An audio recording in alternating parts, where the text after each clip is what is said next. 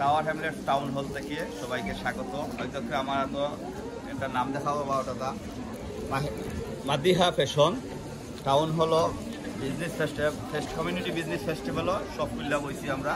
এখানে আইলে আপনারা পাইরা মহিলা আপনার লাগে বিশেষ আয়োজন ঈদের ড্রেস, থ্রি-পিস, শাড়ি আর স্পেশাল একটা হইল গিয়া মিডিয়া পার্টনার হইল গিয়া ভয়েস অফ টাওয়ার হ্যামলেটস।